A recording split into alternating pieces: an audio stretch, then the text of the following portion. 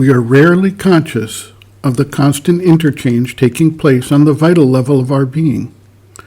Vital vibrations are constantly active in the world, and all beings wind up being exposed to them and absorbing them.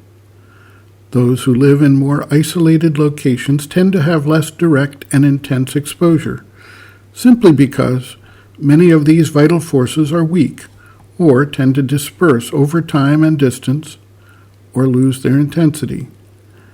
Those who live in the midst of dense urban environments are subjected to all manner of vital forces that are constantly active and which bombard them from all sides. Fleeting desires, short-lived emotions tend to dissipate, yet have their immediate impact. If an individual who is subjected to these vital forces actively responds and begins to vibrate responsively, then the vital force is perpetuated and even potentially enhanced.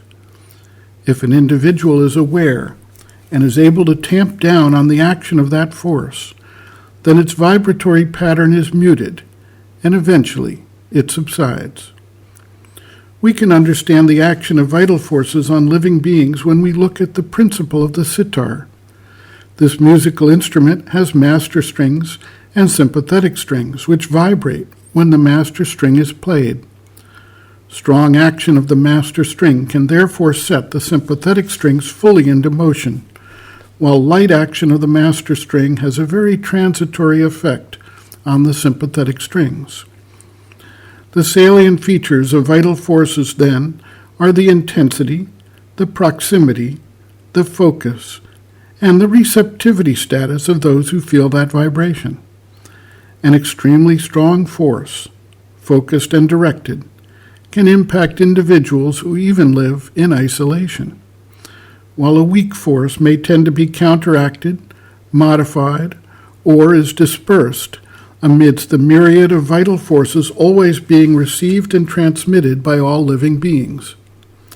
The mother writes, quote, "You live vitally in the vital world with all the currents of vital force entering, going out, joining and opposing each other, quarreling and intermingling in your consciousness, and even if you have made a personal effort to purify your vital consciousness, to master in it the desire being and the little human ego, you are constantly under a sort of obligation to absorb all the contrary vibrations which come from those with whom you live. One can't shut oneself up in an ivory tower. It is yet more difficult vitally than physically, and one takes in all sorts of things.